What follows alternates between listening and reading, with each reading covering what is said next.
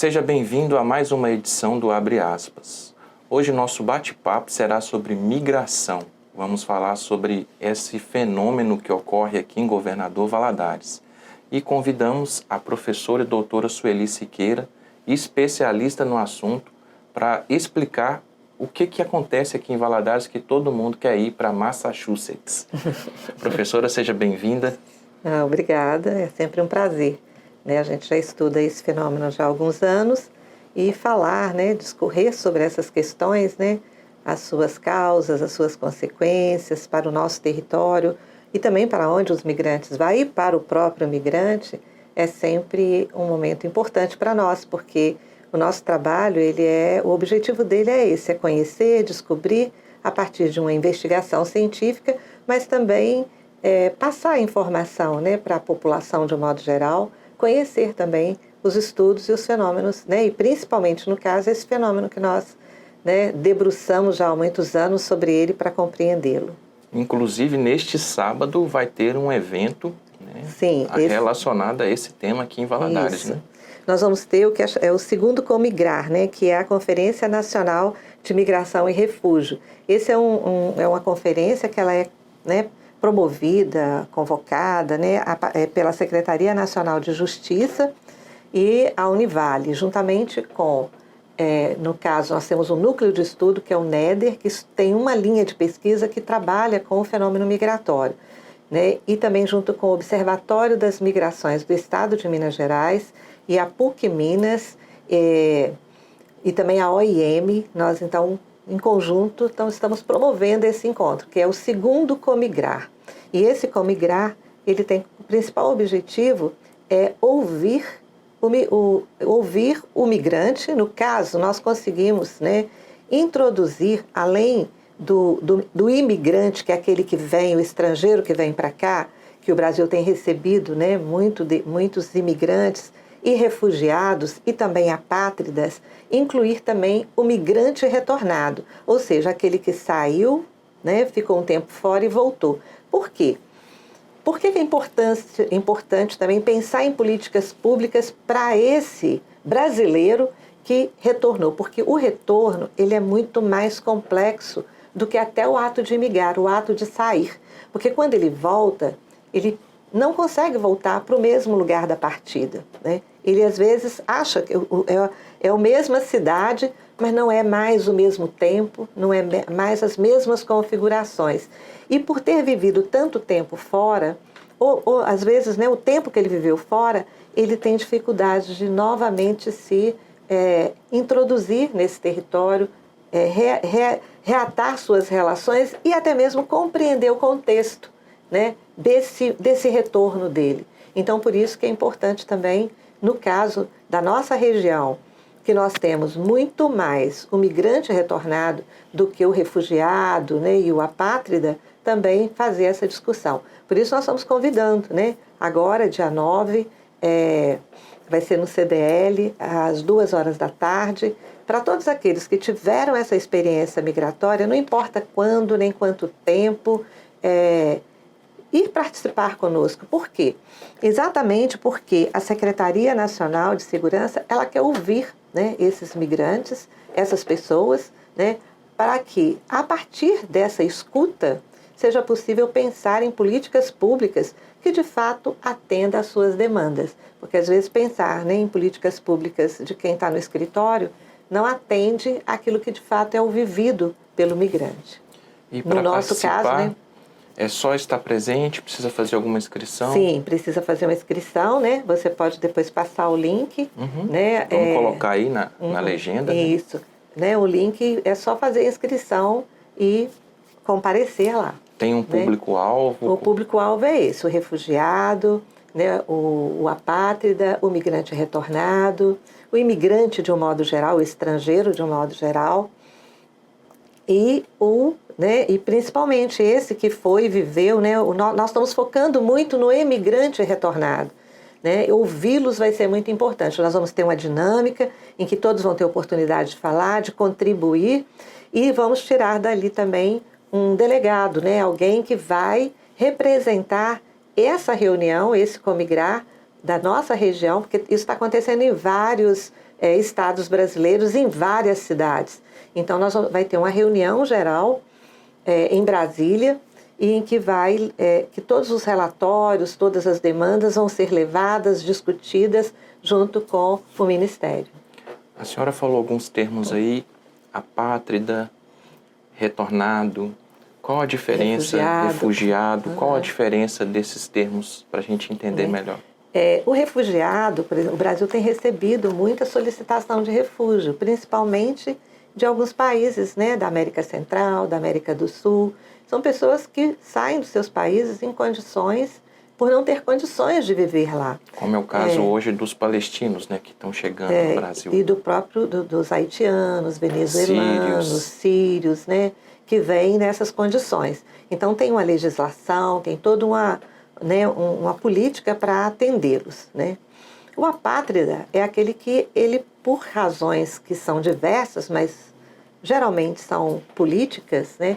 Ele perde a nacionalidade de origem. Então, ele se torna alguém sem uma pátria. Então, ele precisa de ter reconhecido. E aí, então, alguns países os recebem e eles recebem, então, essa cidadania. O imigrante é aquele que foi para um outro lugar, né? Imigrou em busca de trabalho, por outras questões, também precisa de documentação para estar nesse outro país, para passar a fronteira. A gente sabe que muitos passam a fronteira, no nosso caso aqui, sem a documentação, mas no caso do Brasil, né, é possível ter essa documentação, pedir regulamentação, pedir residência e viver, né, aqui até conseguir depois um visto permanente. Os direitos dessas pessoas, como ficam? Então, é isso que a gente precisa de discutir, né? Porque existem os direitos humanos, né? Todo ser humano tem direito de circulação. Evidentemente que existem as fronteiras, né? E essas fronteiras têm a legislação para que elas possam ser ultrapassadas. Mas o ser humano, ele tem, né? Faz parte do direito humano, o direito à vida, o direito à alimentação, o direito à educação, à moradia, à saúde. E muitas vezes, no lugar em que essas pessoas estão, eles não têm esses direitos garantidos, né? O nosso caso, a nossa migração, né, o migrante brasileiro que vai para o exterior, ele vai em busca de uma melhor condição de vida. Não que aqui não tenha, né, a condição de vida, mas ele quer algo melhor. E às vezes consegue, nesse destino, uma situação melhor. Mas lá também ele precisa de documentação. No caso, o Comigrar vai discutir a presença deles no território brasileiro, né? Pensar em políticas públicas para esse imigrante, para esse apátrida, refugiados e imigrantes retornados, no sentido de como eles vão inserir no mercado de trabalho, acesso, né, à saúde, acesso aos direitos básicos. Então, esse é o foco da discussão. O Brasil é um Brasil de muitas minorias, né? Seria esses, então, uma nova minoria que está se formando? Essa circulação de pessoas, ela acontece no mundo inteiro. O Brasil não é o país que recebe o maior número de imigrantes, de refugiados. Tem países que recebem números, né, muito expressivos. Mas essas pessoas, sim, né, são pessoas que, por exemplo, os sírios, quando chegaram, né, naquele movimento que foi um grande movimento de chegada de sírios, tiveram, né, toda uma política de atendimento, né, os venezuelanos, os haitianos também, né, de serem encaminhados para trabalho, foi dado condições dos seus primeiros dias, né, os primeiros meses. Então, isso são políticas importantes, né, para o acolhimento. Então, o importante é exatamente pensar nesse acolhimento. E o imigrante retornado, ele também precisa de um acolhimento. Por quê? É como se fosse uma nova migração que ele está fazendo. Porque ele vem para um país que, apesar de ser o seu, muitas vezes a situação em que ele vem, quando vem deportado, quando vem doente, porque muitos vão para lá com a saúde, né, com condições de trabalho, mas a forma como eles trabalham nesses países, e sempre, em qualquer lugar, o migrante, ele sempre trabalha em condições extremamente precárias. Esse imigrante que nós estamos falando, que é o imigrante laboral, o que vai trabalhar no mercado de trabalho secundário, esse mercado de trabalho que não exige qualificação. Então, ele trabalha muitas horas, trabalha sem segurança, trabalha sem documentação e não tem assistência, não tem acesso à saúde, a um tratamento, né? Às vezes até mesmo ao lazer, a uma moradia adequada. E aí, quando ele retorna, muitos retornam doentes. Se não uma doença física, doença psicológica, que é o que mais frequente são as doenças psicológicas, né? Que são as psicossociais. Essa pesquisa que a senhora fez, né, sobre migração desde 1998, né, vem pesquisando o tema, qual que é o principal motivo das pessoas deixarem o Brasil, vamos falar de Valadares, né? Deixar Valadares e ir para outro país? Então, isso é uma história longa. É uma história longa porque Valadares foi o primeiro ponto de partida do território brasileiro desse fenômeno da emigração. E aqui se formou o que a gente chama de uma rede migratória. Os primeiros que foram em 1964. E aí a gente vai ver que o perfil deles muda também. Os primeiros que eles foram... quem eram eles? Eram pessoas que tinham recursos econômicos. Valadares estava vivendo nesse período uma grande crise, né, uma decadência econômica, e então eram pessoas que tinham condições, porque eles foram com visto de trabalho, fizeram um depósito de $1.000 no consulado, que na época era Belo Horizonte, falavam inglês, né, ou pelo menos conheciam, né, tinham uma certa compreensão da língua inglesa. Então, eram pessoas da classe média, que migraram.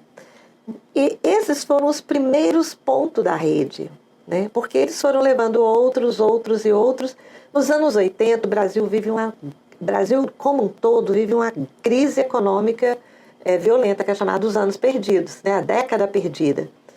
Valadares, uma cidade de porte médio, né? Que também é atingida por essa crise, tem uma alternativa, que é ir para os Estados Unidos. Então, você tem aí, imigrando na década de 80, a classe média, que foi quem mais sofreu com essa crise.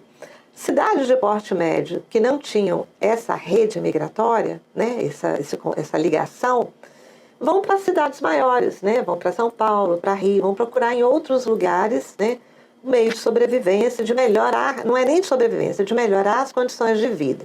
Valadares tinha isso. Então, foi um fluxo migratório impressionante nessa década. E daí nunca cessou, né? Porque as pessoas que foram na década de 80, as que já tinham ido na década de 60, eles montaram empreendimentos lá, alguns conseguiram a cidadania, né? Ou o green card, que permite, né, viver lá. E esses, então, davam empregos para os outros que iam chegando na década de 90, e assim foi, né? E quando chega os anos 90, o início dos anos 2000, o que nós temos? Começa a migrar também os mais pobres. Os mais pobres, mas lembrando bem o seguinte, pobre não migra, porque é caro, né? Migrar é caro. Além de ser caro, você precisa de ter capital social, que é essa rede. Quem vai me receber? Quem vai me buscar? Você imagina o que é você descer no aeroporto de Nova York? Gente, é um mundo o aeroporto. Você pega trem lá dentro para ir de um terminal para outro terminal. Mas ele tem alguém que recebe, vai lá buscar no aeroporto, arranja lugar para ficar, daí 2, 3 dias ele está trabalhando. Então, isso é a rede, né? E ao longo desses anos, né, vai se constituindo o que é chamada aqui a cultura da migração. Então, você pode ver que muitas pessoas deixam, né, o seu trabalho. Por exemplo, nós tivemos um fenômeno aqui na nossa região, que foi dos desertores da Polícia Militar. A Polícia Militar ganha, tem salário, tem estabilidade no emprego. Saíam sem avisar, imigravam, ficavam lá 2, 3 anos, ganhavam dinheiro, voltavam, reformava a casa, comprava um carro, comprava uma casa, ou montava uma casa na praia. Isso é o quê? Não é por necessidade, né? Migrava por causa dessa cultura da migração, a ponto de mudar a lei interna da Polícia Militar, porque quando eles retornavam, eles ficavam presos, né, porque tinham, né, praticado, né, desertado, eram julgados e eram novamente incorporados. Então, eles não perdiam o emprego. E a lei mudou. Deu um prazo para quem tivesse migrado retornar, e depois desse prazo não tem mais a possibilidade de retornar. Muitos retornaram, né, e muitos não. Tem uma dissertação escrita, né? Lúcio Vani, né, que inclusive também é militar, escreveu uma dissertação sobre esse aspecto da migração aqui, para mostrar, estou te dando esse exemplo, para mostrar que, o que é essa cultura da migração. Então, né, é possível, né? As pessoas migram, ninguém migra para um lugar em que você não vai ter condições melhores, ou de ganhar dinheiro ou de viver. Então, há sim um mercado de trabalho lá que me permite trabalhar e ganhar dinheiro e mandar dinheiro para cá ou viver melhor lá. Né? Mas isso não significa que aqui não há condição. Eu, uma vez, encontrando com um aluno meu, eu fazendo pesquisa, foi até em Framingham, próximo de Boston. E eu perguntei para ele, por que você veio? Você largou o curso, parou de fazer a faculdade, tinha um emprego, ele era funcionário da prefeitura, pediu licença e foi. Ele falou assim, professor, quantos anos você levou para comprar seu apartamento? E o seu carro? Eu falei, muito tempo, 20 anos e tal. Mas eu vou fazer isso tudo em 5 anos. Né? Então, isso é a cultura da migração, é a ideia de que, né, e que não é uma ideia, conquista mais rápido, eu consigo. Para alguns é possível. Para ele, por exemplo, nunca foi possível. Ele nunca voltou, ele nunca conseguiu comprar uma casa. Anos depois eu encontrei lá, trabalhando no mercado de trabalho secundário, na construção civil, morando mal. Né? Então, assim, mas vivendo na franja da sociedade americana. Mas muitos conseguem. A gente vê casas, a gente vê aqui construções, né? Principalmente nessas cidades menores, a pessoa constrói uma casa de 2, 3 andares, negócios que foram montados. Então, tudo isso vai estimulando. O último movimento migratório, o último perfil que nós temos desse movimento migratório, ele começa a partir dos anos 2010, um pouquinho antes de 2010, que é uma mudança do perfil do migrante. O migrante, ele sempre migrava sozinho, tipo assim, a mulher, ou o marido, ou geralmente o marido, ou o filho, não ia a família, né? E agora a gente está vendo que nesse movimento que eles chamam de Cai-Cai, vai a família. E sempre o migrante antes, ele ia com a intenção de retornar. O que é o Cai-Cai? E agora ele vai para ficar, ele não vai mais para retornar, porque ele vende tudo que ele tem aqui, né? E para viver lá. Muitos não dão certo, né? Acabam voltando, a situação piora e tudo mais. O Cai-Cai é eles vão reinventando à medida que a fronteira vai ficando mais difícil, eles vão reinventando formas, né? Os agenciadores, né? Os coiotes, né?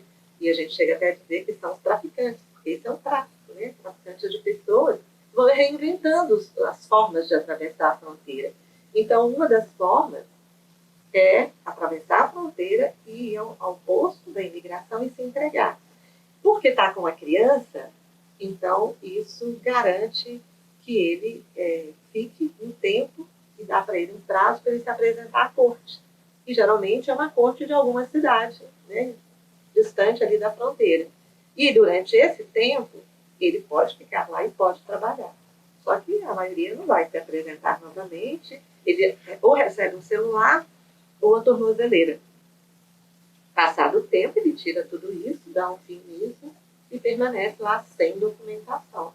E isso é um motivo de devendo à justiça norte-americana. Né? E se deportado, devendo à justiça brasileira. Né? Também. Quando que começou a ser explorado?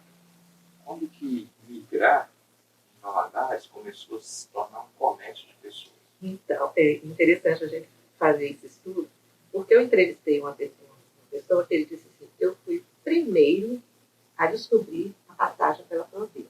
Né? Porque, como eu disse para vocês, primeiro vinham com visto de trabalho, depois com visto de turista, né? Na década de 80, muitos foram com visto de turista. À medida que isso passou a ser muito, né, intenso, começou a haver algumas dificuldades para conseguir esse visto. E aí eu entrevistei esse rapaz, ele falou assim, eu fui o primeiro. E me contou como é que ele fazia, né? Tinha uma agência de viagem que vendia passagem para o México, e ele falou que ele tentou, foi em 69, ele falou que ele tentou o visto de trabalho, negado. Tentou o visto de turista, negado. Mas ele falou que os amigos dele todos já estavam lá, ele falava inglês, já tinha estudado, né? Tinha formado em inglês, eu quero ir também. Então ele combinou com um amigo e falou assim, vamos tentar ir pela fronteira? E aí ele foi descobrindo os mecanismos, e aí ele fala, eu fui o primeiro a fazer esse percurso. E depois mandei falar, voltei e comecei a explicar e agenciar esse movimento. Então, existe desde os anos, né, desde a década de 60. Desde a década de 60. E aí foi ficando cada vez mais perigoso. E o grande perigo que ficou foi quando o coiote, que é o mexicano que atravessa, essa rota foi dominada pelos traficantes, né? Que aí começou os cartéis de droga. E aí, por exemplo, muitos atravessavam, mas tinham que levar, serviam de mula, né? Ia como mula levando droga. E aí, isso aí, a rota ficou perigosa. Quando aconteceu aquele assassinato de vários, 3 brasileiros morreram, né? Tem a história dos que morreram, né? Tem várias histórias. Alguns abandonados, outros de sede, outros de frio. São vários. Tem várias Histórias tristes. né? Nesse percurso aí. E quando o migrante decide voltar para o Brasil, vamos colocar aí um valadarense, vamos voltar para o Brasil, qual que é o maior desafio que ele tem? Então, essa é a grande questão que nós queremos discutir nesse segundo Comigrar, né? Discutir e ouvir esse imigrante, né? Quais são as demandas? Que tipo de política pública ele precisa? Né? Que tipo de ação que o Estado pode ter para que ele retorne, fique bem, né? E permaneça aqui. Não coloque mais a sua vida em risco fazendo esse movimento, que muitos fazem isso, tentam voltar, não conseguem ficar, aí vão novamente. Né? Então, isso é um risco. Né? Então, o segundo Comigrar tem esse objetivo, né? De ouvir esse imigrante retornar, por isso a gente convoca, né? Pega o link, faça a inscrição, né? É importante fazer a inscrição, porque isso vai ser encaminhado para o Ministério, né? Tem que ter um registro desse evento, para que, de fato, o relatório seja validado. Então, é importante isso que tem um número X de participantes, no caso de imigrantes, né? Também o refugiado, nós estamos aqui insistindo em relação ao imigrante retornado, porque é a maioria do que está aqui, que estão, né, esses, né, o migrante retornado é o que representa mais no nosso território, na nossa cidade, na nossa região, né, que está mais presente aqui. Apesar de que a gente tem também, né, os refugiados, mas é um número pequeno, né? E imigrantes também de outras, né, de imigrantes, né, aqueles que vêm de outros países. Mas o que ele precisa? Né? A pesquisa tem demonstrado uma série de coisas, mas no segundo Comigrar nós vamos ouvir o que eles têm a dizer, isso é importante. Né? Então a pesquisa mostra o seguinte, os estudos que nós fizemos aqui, e até estudos de outros países também, sobre retornados, mostram sempre o quê? Voltar para o seu ponto geográfico, voltar para o lugar de onde você partiu, é mais difícil por quê? Porque você volta com aquela ideia de que você precisa de voltar melhor do que você foi. Então, eu tenho que voltar com alguma condição melhor, porque não foi isso. Por que eu passei lá 10 anos? Né? Então, e muitas vezes ele não vai conseguir fazer isso. Por quê? Depois de 5 anos, a gente acha que 5 anos não muda nada. Mas muda muitas coisas. Muda a legislação. Se você ficar 5 anos ausente de um lugar, as suas relações, né, sociais, familiares, vão mudar também. Então, quando ele volta, ele espera encontrar o mesmo lugar e as mesmas pessoas do mesmo jeito que ele deixou. Só que ele não encontra. Né? Porque aqui mudou. E também ele mudou, porque ele viveu uma experiência migratória. Há aí uma quebra de identidade? Muitas vezes ele chega aqui e fala, tudo aqui é ruim. Quando ele está lá, tudo aqui é bom. Né? Eu dou também esse exemplo, que viveram aqui, por exemplo, 40 anos, migrou. Aí quando volta, fala, é insuportável viver aqui. Aqui faz calor demais. Que terra quente, como é que vocês conseguem viver aqui? Ele passou 5, 6 anos. Mas isso não é nenhuma arrogância dele, não. É mesmo porque ele desacostumou com esse calor. Né? Ele desacostumou com essa lógica da vida, com essa cultura. E, principalmente, isso vai atingir o quê? Tem problemas de saúde, sim, porque esforço repetitivo, muitas horas, às vezes, sem alimentação, então sempre tem problemas no aparelho digestivo, respiratório por causa do inverno, e lá eles não cuidam da saúde. Né? Então, assim, voltam com... Mas o maior problema, que você me perguntou qual é o maior, é exatamente a saúde mental. Porque voltar para esse lugar, sendo que ele não é o mesmo, e o lugar também não é o mesmo, mas ele quer encontrar algo que está na sua memória, mas que não existe mais, isso é uma grande dor para quem volta. Né? Tem até um autor que ele fala, né? A dor da ausência. A dor da ausência é um pecado que não tem remissão. O estar fora, né? Não tem como voltar. Então, o meu filho, que eu deixei aqui com 5 anos, e hoje está com 12, 15, esse período, eu perdi. Eu não tenho como recuperar isso, não há como. Aquele afeto, né, que seria construído ao longo desses anos, ele foi perdido. Então, essa perda causa uma dor intensa, né, e cria problemas, né, para esse imigrante no retorno. Né, e leva, muitas vezes, a um adoecimento grave. Ansiedade, angústia, depressão. Né, problemas familiares. E que tudo isso, né, vai causar esses problemas familiares, porque ele quer encontrar aquela família que ele deixou e ela não está aqui mais, né, ela não existe mais. E ele não viveu essa transformação. Mesmo que lá ele pagou a festa de 15 anos da filha, pagou os estudos do filho, às vezes pagou até o casamento da filha que ele deixou aqui com 10, 12 anos, mas ele não viveu essa história. E muitas vezes, o que ele representa para essa família que ficou? O dinheiro que era enviado, né? A voz no telefone. Né?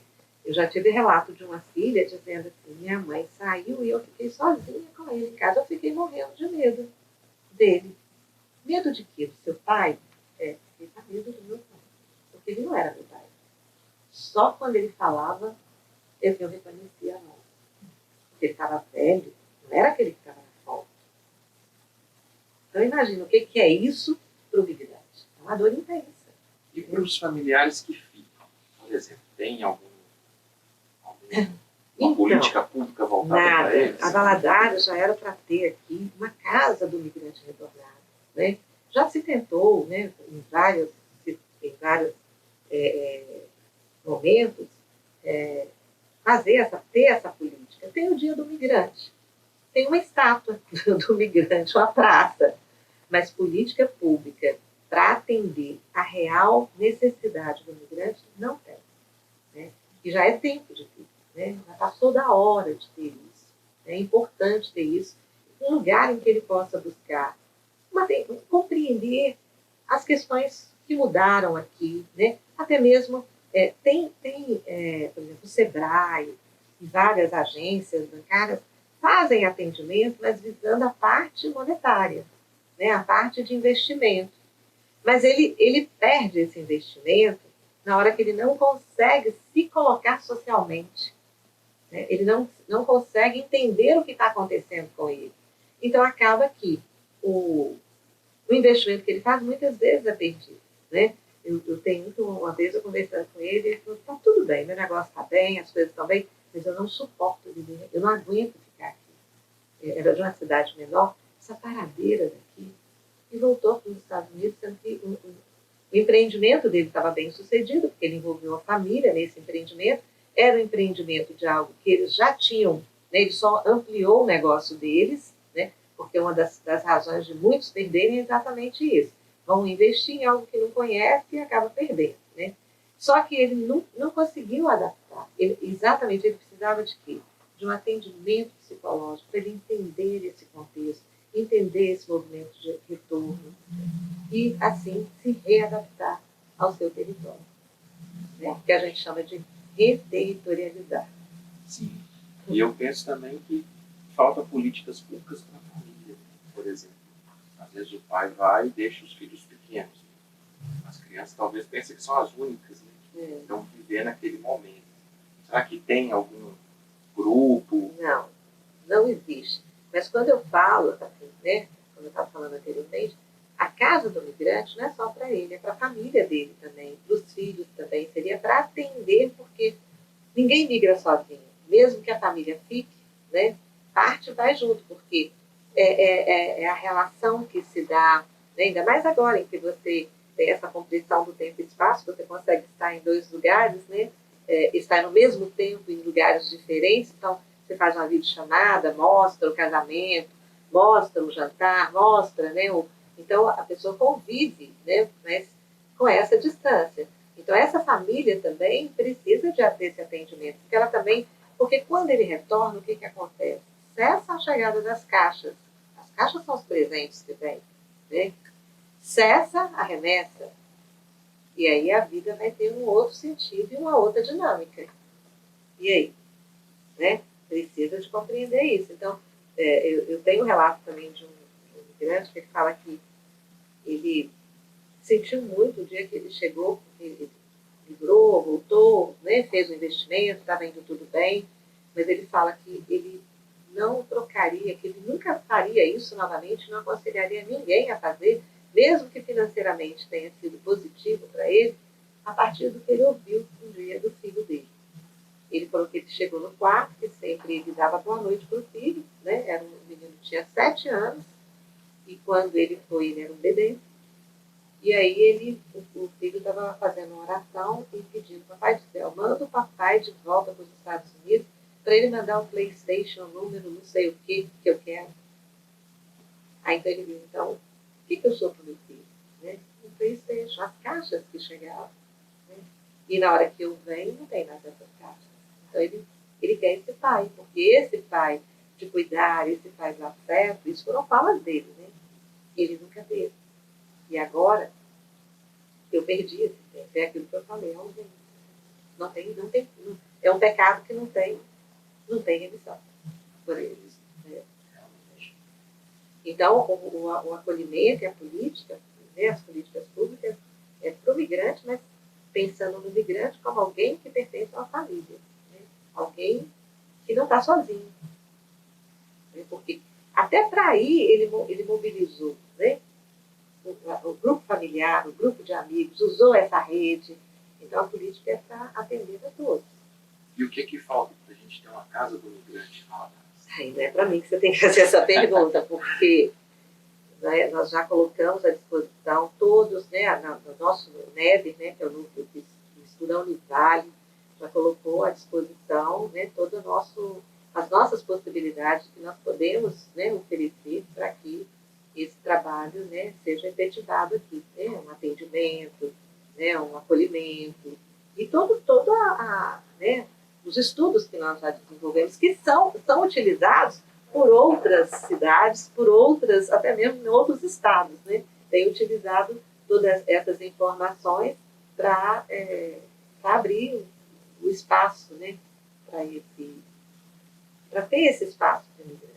Esse relatório que será produzido sobre os migrantes de Valadares que retornaram, os apátridas, tem data para ser apresentado em Brasília? Tem. Dia 23, acho que é 23 de abril, eu não sei precisar a data para você, mas tem. Vai ter um encontro, né? Tem esse encontro, vai ter um outro encontro em Brasília e depois vai ter um encontro final, né? Onde vai ser feito o documento final. Né? Nós fizemos o primeiro Comigrar aqui também, participamos desse Comigrar e mandamos, né, todos os nossos relatórios, as informações. E agora, nesse segundo, acho que inserir o migrante retornado foi a grande conquista que nós tivemos. Né? O migrante retornado como, né, parte desse comigrar, né, como parte importante, né, de se pensar políticas públicas para isso, para essa parcela da população. Muito bem. Professora, muito obrigado pela sua participação e esclarecimentos. Vamos continuar batalhando aí para ver se a gente consegue dar uma qualidade de vida melhor para essas pessoas. E aí eu te falo novamente, né? Façam as inscrições, né? Eu faço convite a todos, né? O migrante, não importa para onde você foi, né? Para quem migrou nos Estados Unidos, não. Se você migrou em algum tempo, não importa quanto tempo você ficou, vá à reunião, faça a inscrição nesse link, vá à reunião no dia 9 e nos ajude, né? A pensar essas políticas públicas para atender a essa parcela da população. link vocês podem acessar aí na própria matéria que vocês vão ler no site do Diário de Rio Doce, drd.com.br, e também no nosso canal do YouTube. Essa foi mais uma edição do Abre Aspas. Agradecemos pela sua presença aqui, nos apoiando, conferindo essa entrevista. E até a próxima semana, onde vamos tratar de um outro assunto tão importante quanto esse.